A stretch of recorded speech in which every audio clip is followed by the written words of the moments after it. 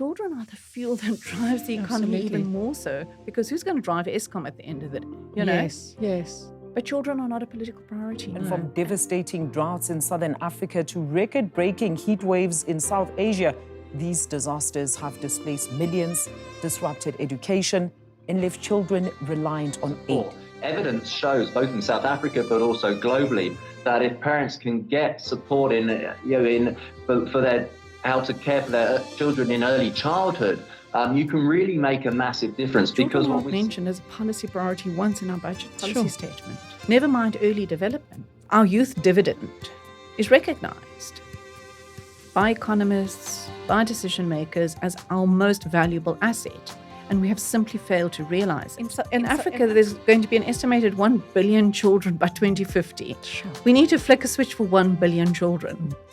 This is just one of the many stories of children across the African continent who are disadvantaged because of their circumstance. The early years of a child's life are crucial. The World Health Organization, UNICEF, and other agencies highlight the importance of nurturing care. A framework that calls for responsive care, early learning opportunities, adequate health care, nutrition, and security support every child's optimal development. The Global Nurturing Care Framework promotes optimal early childhood development by supporting caregivers and communities.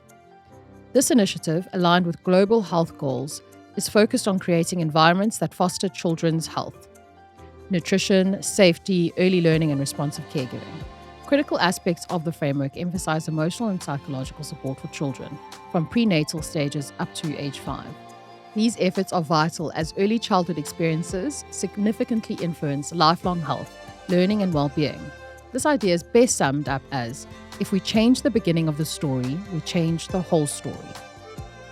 But despite this clear understanding, millions of children in Africa face significant barriers that prevent them from thriving. To explore this complex issue, we're joined today by Patricia Martin-Wiesner, a policy, organisational development, advocacy, and system strengthening expert, specialising in rights-based governance to build human capital for sustainable development. Hello and welcome to Our Voice, Our Future, powered by Breadline Africa, a podcast where authentic voices tell real stories and inspire change. I'm your host, Antoinette Rebello. Over the next 6 episodes, we look at children's rights, education and well-being, and what we have to do to ensure that their future is a possibility. In today's episode, we're exploring nurturing care and why it matters, especially in Africa. We focus on challenges related to children's rights and the persistent inequalities that limit a child's potential. Welcome, Patricia, and thank you for joining us. Let's start by understanding the basics. Could you give us a brief overview of the Nurturing Care Framework and explain why it's crucial in Africa? Great, thank you. Thank you for this opportunity and this wonderful initiative. So the Nurturing Care Framework is a part of a broader suite of instruments that have been developed to guide the development of childcare and protection systems to ensure that children's rights are realized, and in so doing, building human capital for sustainable development.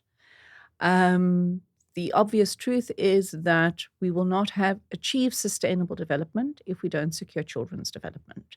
We will not end inequality in South Africa and the broader Africa region unless we ensure every child has an equal opportunity to thrive. And thriving development, all of these are rights which are guaranteed by various treaty instruments, such as the Convention on the Rights of the Child and the African Charter on the Rights and Welfare of the Child. However, the instruments need to be operationalized and institutionalized through a process of governance. So South Africa ratified both the Convention of the Rights of the Child and the African Charter some 30 years ago. And in so doing, undertook to realize the rights of all children, not just to survive, but to develop their full potential so that they can become actively engaged citizens who will drive sustainability in the future. So our African development agenda, in fact, recognizes that link very closely.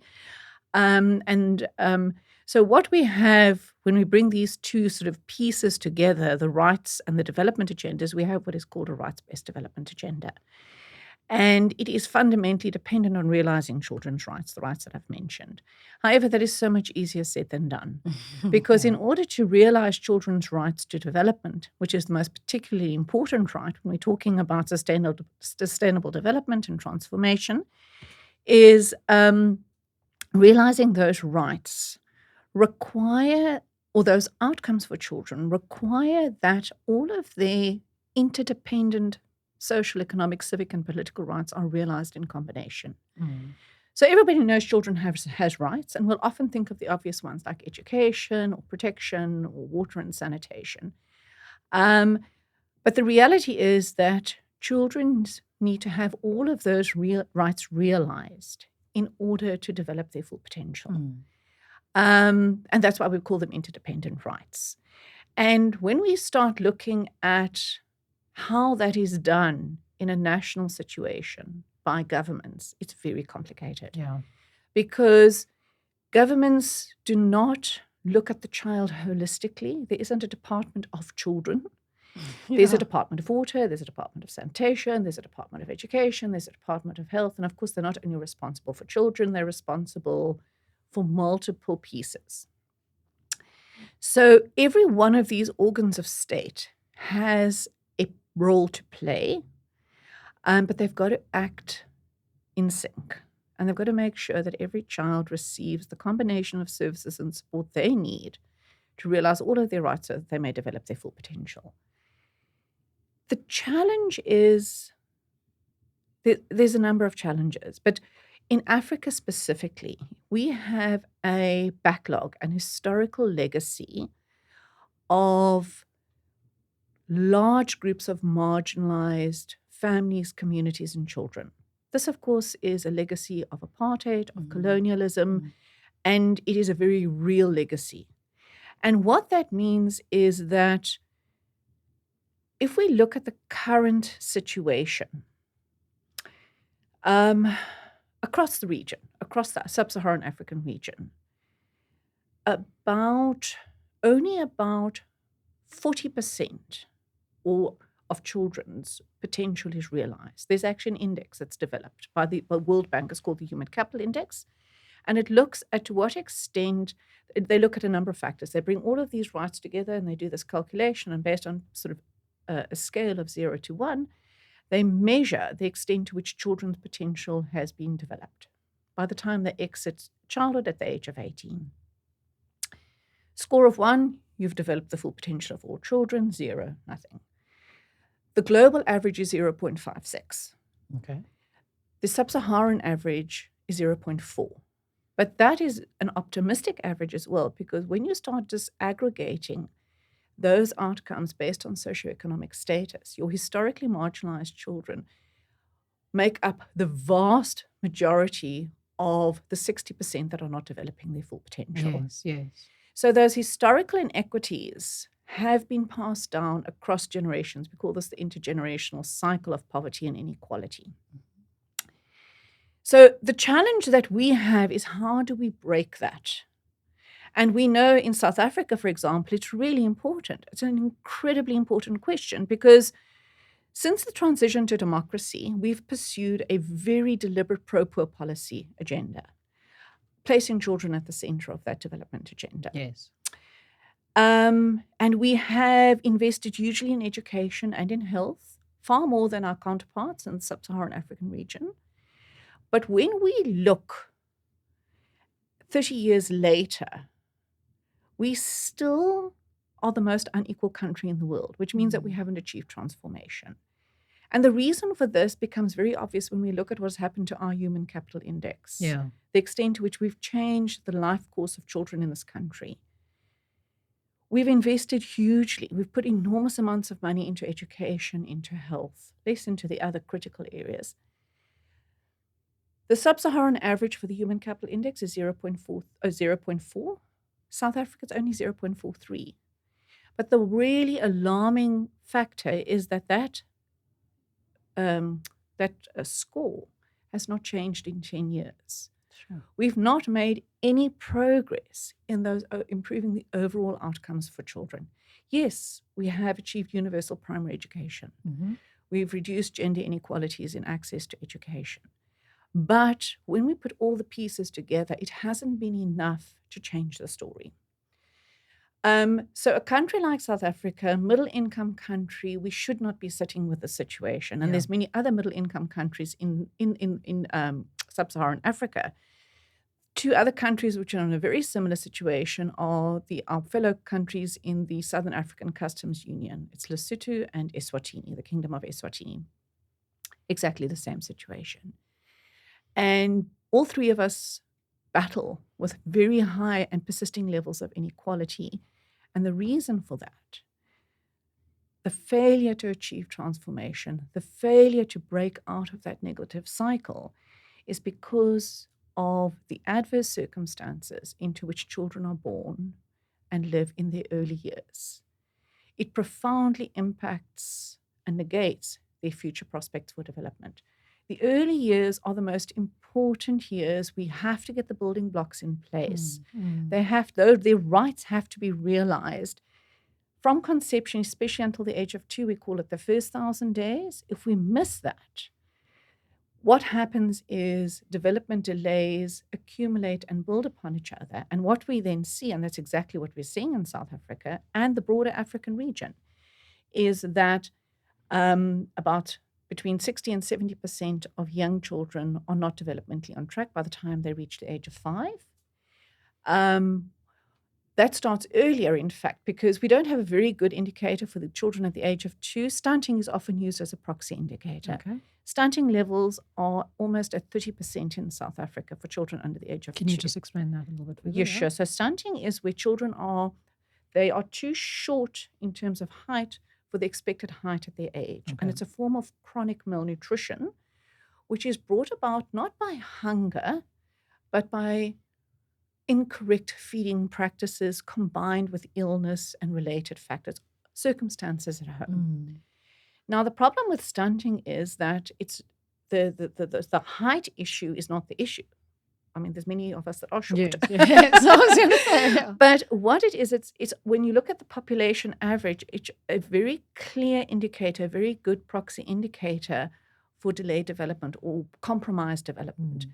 Children who are stunted are developmentally delayed on average. And just because I'm thinking if someone's listening right now, when you say delayed development, what is the development? So what is happening between age 1 and 2 that they're delayed by? So, yeah. Well, it's basically their physical, their emotional, their social, and their cognitive development. It's the development of the whole child. Yes. So it's your development milestones. It's the development of the senses, the hearing, the vision, the kind of the sensory perceptions, the coordination, but the cognitive development, the acquisition of language and skills. this does need support. So it's not something that we just do. This is humans. something that needs to be nurtured. And we're going to get to the nurturing care framework. Okay, great. And it is developed through the interactions with the primary caregiver in those first 2 years. It depends on the quality of the care that the primary caregiver gives the child. Absolutely. That depends on caregivers having the knowledge and the power to provide that care.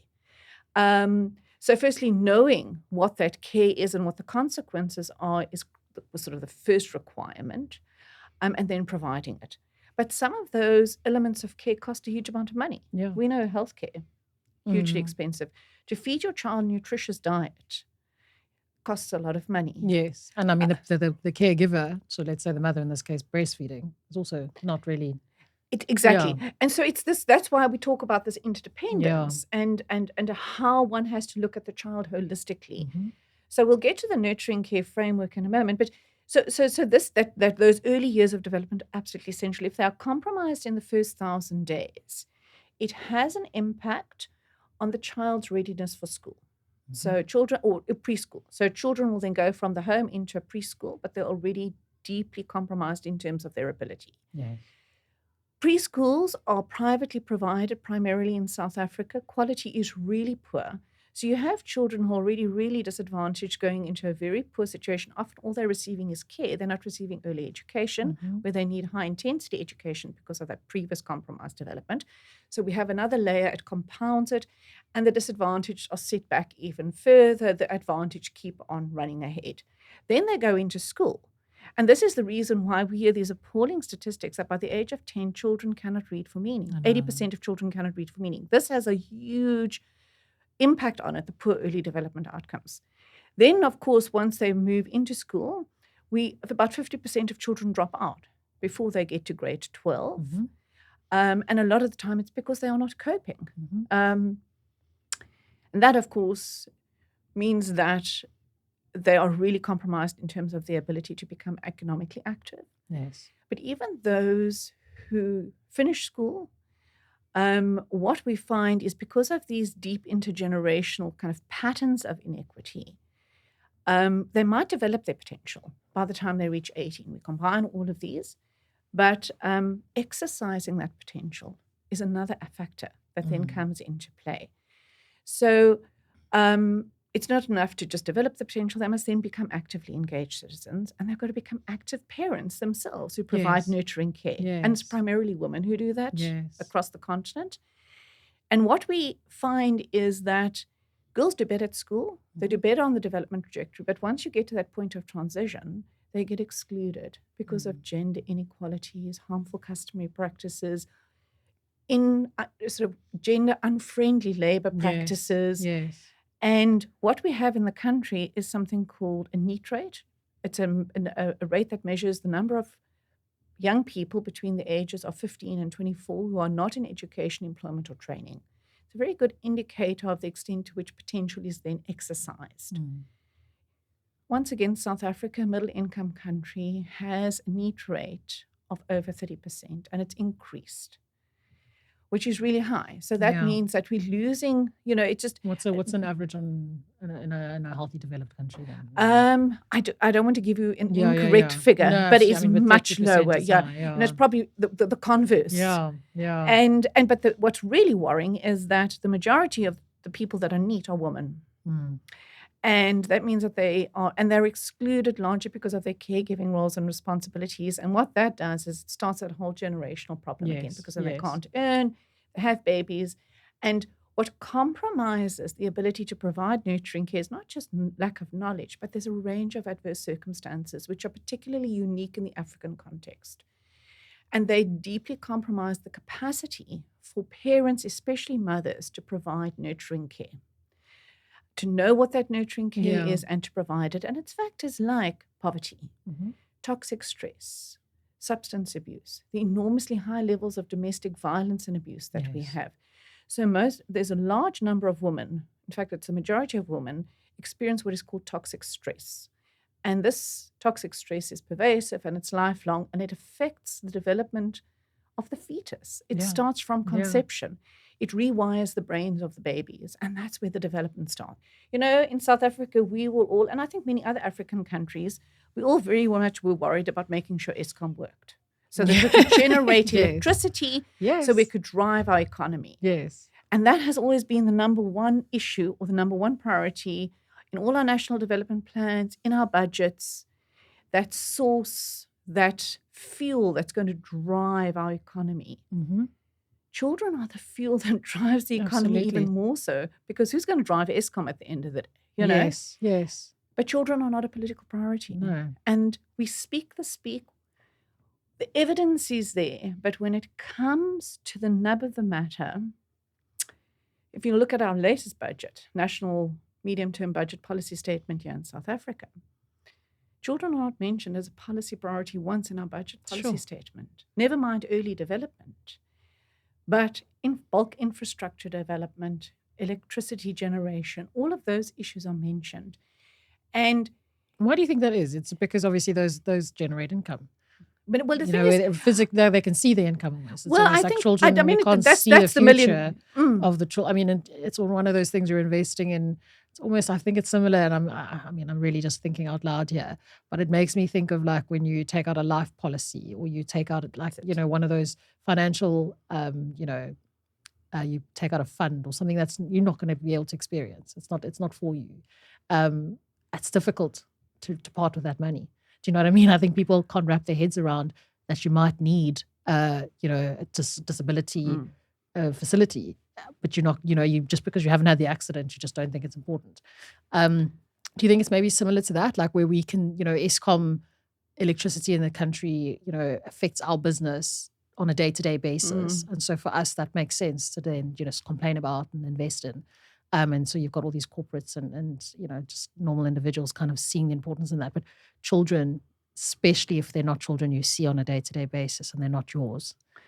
So it's a very complicated Yeah. question. I mean, if we had the answer, we would be sitting having this conversation Absolutely, because yeah. the science is so robust and so clear. Yes. Invest early and we will change the story, Yes. the long-term story.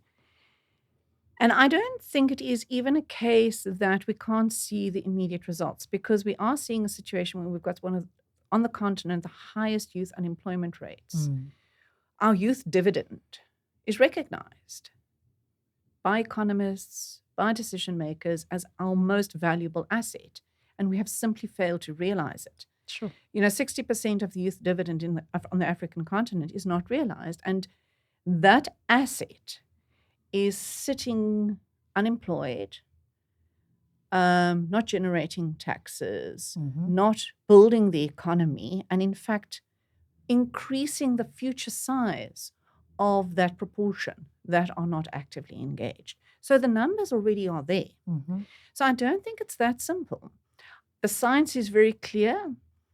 I think it's a matter of politics and political will. Children don't vote. Yes. So there's not an immediate kind of linkage between kind of the electoral mandate and children. There is a lot of ignorance. Yeah. And this might be controversial, but I think there's too many men running the world. That is not controversial.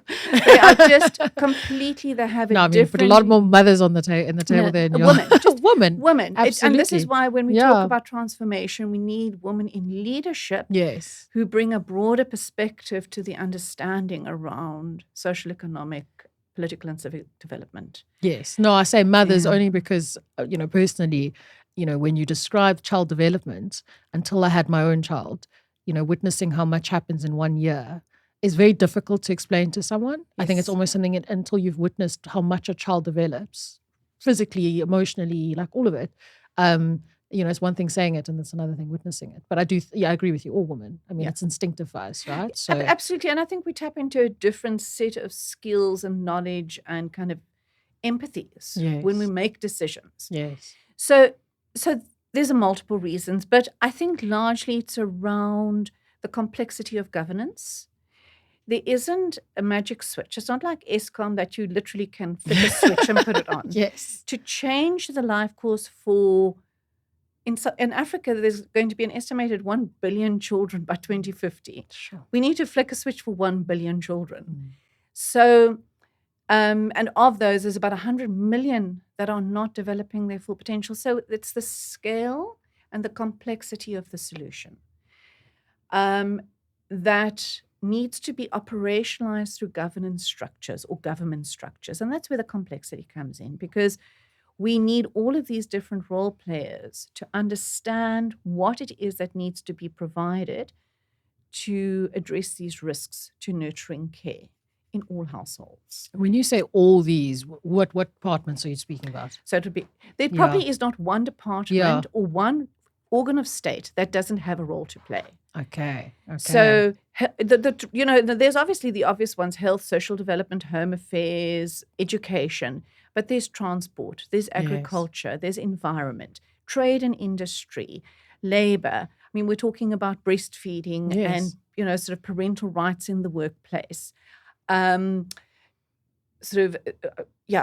there is not one. Parliament has a critical role to play in oversight. Local governments have a critical role to play in providing basic services, registration of centres, quality control, making safe spaces.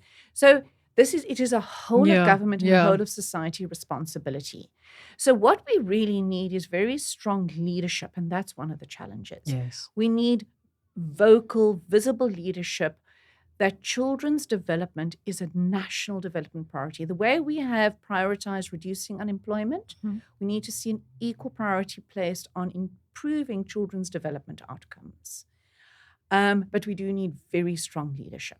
We have that leadership for our other national development priorities. We don't have this problem we haven't managed to reduce unemployment hugely. No, but it is on everybody's radar. Yeah, exactly. Yes. And we have this wonderful, and across the continent, most countries have established these lovely governance arrangements and architecture to provide that leadership and drive government-wide mainstreaming and use of resources to provide their piece of the puzzle. And then overall, we monitor the big outcome. And I'm thinking of, for example, things like reduced unemployment, reduced need rates, for example. Yes. But we don't have that for children. We don't have it adequately for children. Yes. There are little snatches and there are promising examples, and they get left behind. So we need to make sure that children's development, not just children, because we don't. Do you think that there's a large focus on education? Too much. Yeah, I honestly think when people think the problem with Africa is education, it's almost like the answer is just put a whole bunch of books in every school and we'll solve the poverty issue. Well, that's but it, yeah. Right. And you know, that statistic that I quoted earlier on, we've got one of the highest ratios of education budget in relation to GDP. Sure. But our education outcomes are so poor and our development outcomes haven't changed in 10 years. Yeah. So, and this is the challenge. And even when it comes to early child development, there's been a lot of new policies and new initiatives, but they focus on early childhood education. Education is always one of the main things that we think about when we think about how we're going to save the children. You know, I definitely am someone that I have a strong focus. I mean, I am someone that's a product of education, really. I'm originally from the Congo. My parents moved to South Africa in 1994. And yeah, my parents' sole focus was education. Thankfully, they didn't get the education, so it wasn't something that they had. My dad was an entrepreneur, and I'm one of 8, so I'm number 8. And yeah, I think every single one of my siblings would say that education is the difference, you know, between maybe the life we would have had and the life we have now. But I also think, like you say, it was environment. We were 1994, we were able to be in an environment where my parents could look after us without fear. We left a war-torn country and into a country that wasn't experiencing, you know, war. My mom had support. She had a village, you know, and I think that I was raised by more than one woman, you know, and I think I'm a big fan of help. You know, I'm a mother, and I mean, you know, I've hands praise to women that do it on their own, but I definitely, being raised by more than one woman, I know the importance of that village. But nurturing, like you say, I'm really excited to hear more about this because I'm carrying my second child. My daughter's almost 3. And yeah, her development was really, really something I never really understood until I watched it. I mean, something as simple as her neck, you know, I know it's something, it's, you know, you don't think about it, but one day it's wobbling and the next it's literally like turning its head. And then also just, you know, her hand-eye coordination, her speech, all of that. And you read and you're on social media and you're just bombarded with all the different things that you need to be doing. Otherwise your child is not going to be Einstein. And there's a lot of pressure on mothers out there. But I can definitely say that she is, without a doubt, stronger because she had myself, my husband, and a lot of attention in the first 2 years, like you said. But yeah, so I mean, I'm interested because we haven't even got to the education side yet with her, you know. So, but I agree with you. I think that she isn't afraid, you know, to learn. Yeah, there's a lot of confidence, and that is because she's had safety. You know, there hasn't been any interruption in her safety. So when, you know, you talk about what are those important aspects that a child needs to experience, she's been fed. When she hasn't eaten, there is no learning. You know, we will have tantrums, but it's immediate. You go down the list of things. So why is she behaving like this? Oh, maybe she's hungry. Oh, maybe she's. But you know, luckily we can answer those things. Maybe she needs to sleep. Maybe and there is someone thinking about that so that she's able to then learn. So yeah, I can, from a personal experience, I know that if I didn't think about food, maybe she needs to sleep, all those things, and my child would be just unable to develop. And you've summed up the nurturing care framework in a nutshell there. I mean, you actually answered the very first question that you started with. But so there is this focus on education. Education is one of the critical components. It's not to undermine its importance. It is absolutely vital. But on its own, it's not enough. And I just wanted to point out something that you said, you haven't yet gotten to the education part. Actually, you have. You've been doing that since your baby was born. Because they start learning, in fact, in the womb. And this is one of the big other problems, is that learning doesn't start once children enter a center or a school. Learning starts from the moment of conception. The brain starts developing. And that is the shift that we're needing to start seeing in homes. Because that early learning is one of the 5 components of nurturing care. And it's simple things like reading to your child, making eye contact with your child, this responsive caregiving, which you've just explained so beautifully. Why is my child having a meltdown? Because they need sleep or they are hungry. It's responding to their cues. And all of that is quite natural. And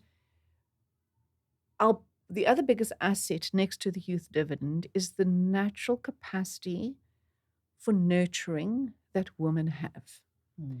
Every woman wants the best for her child. And it comes naturally and instinctively. But sort of circumstances around us prevent us often from fulfilling that. And then when we have these additional adversities, like poverty, violence in the home, lack of support. You don't have someone to look after your baby, you've got to go to work. You might be having the baby blues, you might have postnatal depression. I was about to say, Very high levels of postnatal depression on the continent. Who do you turn to? So really all we are saying is that this is actually common sense. The science has now plotted it and said, actually, now we prove that the common sense is actually real. But the problem is that 80% of families, parents in lower and middle income countries face so many intersecting adversities that their capacity for nurturing care is deeply compromised. They simply cannot do it. And and the state responsibility, and this is in terms of treaties, the treaties that I mentioned earlier on, and our own policies, our National Child Care and Protection Policy, our ECD policy, the state's duty is to provide an essential suite of services and support to parents to enable them to provide nurturing care, and is to compensate for those risks. So what we have in South Africa, for example, is an amazing social security system that reaches almost all the poor families and children in the country, but it's made no difference to that human capital index. Because just throwing money at the problem is not going to solve the problem. You need to create nurturing environments. And to do this, we need to bring all of these services together, and they need to be accessed. So what the nurturing care framework is, it's a framework that's taken all this evidence and has provided a governance roadmap for governments on how do you then translate or operationalize these responsibilities using your governance architecture, using your own systems. And what do we start with? So we start with ensuring leadership and coordination, which will then lead to increasing recognition of this support for nurturing care as a national budget priority. And that will then trickle down, because as soon as you have it in your national development plan, as soon as you have it in something like a medium-term development plan, children and their development are important. It'll automatically be picked up in your national budget policy statements. And that is what guides statewide governance and priorities. So we don't have to be going to every one of the departments. If we manage to create awareness of what we're about to do. Well, but an accountability, so that there's this very clear statement that this is a whole of government and a whole of society responsibility. And you as different government departments have roles and responsibilities, and you have to account for your contribution to this. Absolutely. And then it gets built into, we put in indicators into our governance system. We make sure that budgets are available. But without that leadership, we can't see this organic kind of systems alignment. And that's really one of the big challenges across the continent. Do you think there is a system that has done that? Yes. Has there been an example of something else? Chile. Basically, what happened was you had a head of state who recognized this as a priority, restructured governance, made children's development a priority, and there was a massive transformation in priorities and services that were provided, and there was a substantial shift in outcomes for children Okay. because suddenly there was coordinated governance. Now, so we talk about leadership and then coordination because we've got to have one common unifying goal that galvanizes all of us. Yes. It's improving development outcomes for children. But then we've got to have the coordination of the systems of all the different organs of state so that they fit together neatly to create a nice tapestry, a network of services and support. And that coordination is something that has to be done systemically. It's not something that happens through coordination structures. So everybody talks about establishing coordination structures. Coordination is actually a political act. It's the execution of a political mandate. So what happens in most countries is you will have coordination structures set up around children, and you will have multiple coordination structures set up, but it's often meetings. People come to meetings, and various people come to different meetings. They're low-level, mid-management people. They have no political authority. Yes. There's no mandate for them to act. And people are running themselves ragged going to meetings, trying to coordinate. But coordination has to happen at a political level. So you need this political commitment to improve children's development through this unified sort of network of services. And then all the ministries, that you've got to have ministerial execution of that mandate through departmental structures. Okay. So that's how the governance system works. But you need that leadership. Yeah. And then the coordination will follow. So the nurturing care framework is really a governance roadmap. It says this is the evidence, your returns on investment. So there's numbers involved. So Hickman studies, and he did quite a lot of studies in America and Jamaica, looking at sort of across generations, what were the changes when we invested in early child development? So they calculated what the return on every dollar spent would be if you just provided early education. Okay. For 3-year-olds and up. And the return on investment was about 7%, which is not a bad return. Yeah. But what they then did is they did a comparative assessment and said, okay, if we increase that care and we start from conception and we provide this integrated comprehensive support in addition to the early education, we double our returns. We go from 7 to 13%. Sure. So the economists, the numbers are there. It's not that it's not immediately realizable and it's immediately tangible, but it's not shaping. It hasn't been influencing how the decisions are made. So the nurturing care framework tries to bring this together, but it's a framework. It doesn't have any legal status, but what it does is it explains what children need in order to develop their full potential, explains the enormous potential for equalizing these intergenerational inequalities that we've seen. Yes. Because we are able to equalize opportunities if we have appropriate responsive services. So it positions nurturing care and this package of 5 very basic ingredients: health, nutrition, responsive caregiving, early learning, and safety and protection. That's all children need. Yeah. And they will thrive. Yeah, and they will. Yeah. It's a simple formula. How do we get there? And it provides that roadmap. But it is not a legal instrument, not like a treaty or even, the development agenda. No one's monitoring it. Well, there is monitoring, but it's nobody is accountable for that. So it's, whether or not it's operationalized is very much up. Once again, it's a political decision. It's a leadership decision.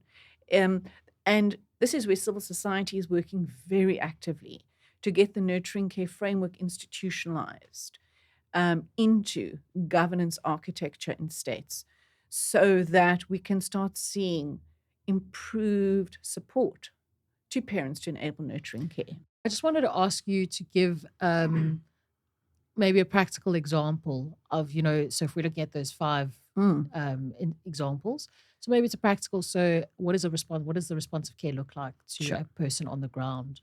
So I'm a mother in a situation that's, maybe I've just felt pregnant. How does the country respond to me and the child? Like, how do we then attack that section? So that, so we all know that health is important. So I'm going to answer it by just giving examples from some of these. So we all know that health is important. And government knows that health is important, but often we just then think about, well, children must just survive. So we make sure they get the immunizations and they go to the hospital if Yes. they've got diarrhea. But we forget about healthy development, monitoring development milestones, vision screening, hearing screening, checking for development delays, early interventions.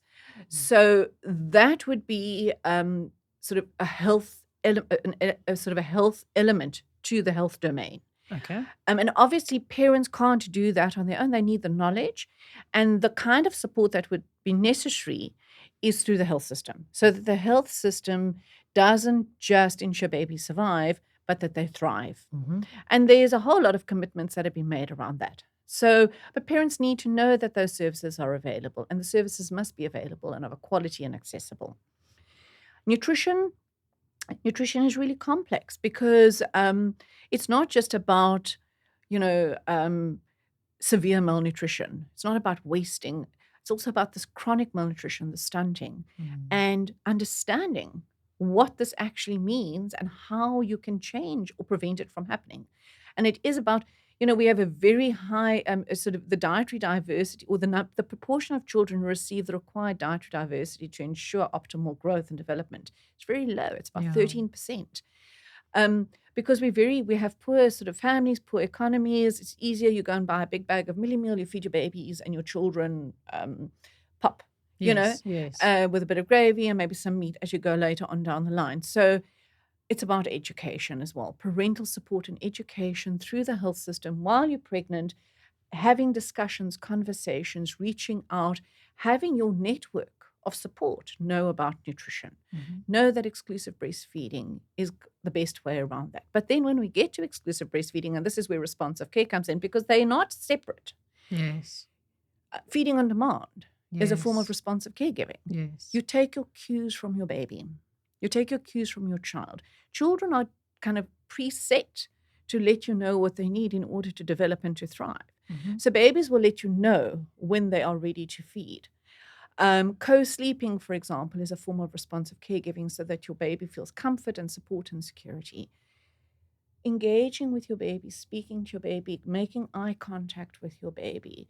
If your child is having a particularly sort of a temper tantrum, there's a reason for it. But children are not naughty. Yes. There's a reason for it, and it's being able to respond to that. But if you're under incredible stress, you're probably going to want to whack your baby rather than actually now sit back, and you're not going to have the capacity to sort of really deal with this in a calm way. Responsive, but you need this network of support around you. All women need that network of support. So you have the baby, you need to have parental leave. So that you have those 3 months. Yeah, I was going to say, how do you do that without, how do you do the breastfeeding if you have to be at work? But apart from that, those first 3 months are so important for Yeah. that bond. Yeah. That bond that is established. That's all that's critical to responsive caregiving. And that's why I don't even know if we have, I'm sure that it's like paid leave is not a thing maternity leave is not necessarily paid. So, there's a lot of women in that South can't do Africa, it is. So it is if you contributed, but that's only in the formal economy. If you're in the informal economy, it's not. No, that's what I mean. Yeah. So majority of people are unpaid maternity leave. So it's So then when you do go to work, we have something called we have a set of laws which support your right to breastfeed in the workplace. But no, no one's going to do that. I did a bit of a review a couple of years ago, and I'd phone companies, especially the smaller ones, and they'd say to me, "Are you serious? You're joking? Is this real? I must make space for someone breastfeed." Yeah, No, I didn't know that. Yeah, there we go. Here we go. So and this is why we talk about supporting and creating enabling environments, and that's government responsibility. Early education, it starts from birth. Mothers and fathers are the first teachers. Yes. But they need the capacity to do that. Singing songs, telling stories. You don't have to you don't have to read. You don't have to be literate to be. But you need to know, be conscious that what you are doing makes a difference to the development of your child, and you need to be doing all of it in combination. So from what I understand, and I love that you said it's every single department that needs to understand the importance of nurturing children. Yeah. Because when I think of where I could have learned that, just the little things I learn now, being a mother, could have even happened at school. There could have been one day of this. You could have like a workshop that happens. That's compulsory. And there you go. Now you've heard it. It's in your memory. and you fall pregnant and someone said you must look at your child and make eye contact, and you remember that that's Well, important. the thing is, and that goes, that is when we talk about systemic solutions. Yeah. So now we have this backlog of parents who are incapable, and we keep on trying to run parenting workshops. We're never going to reach the parents of this billion children. We're not. The only way we're going to reach them is reach them before they become parents and through the school system. Child development should be in sort of part of the examinable curriculum. We really need to institutionalize this. Our education system needs to prepare children to be actively engaged citizens in the 21st century.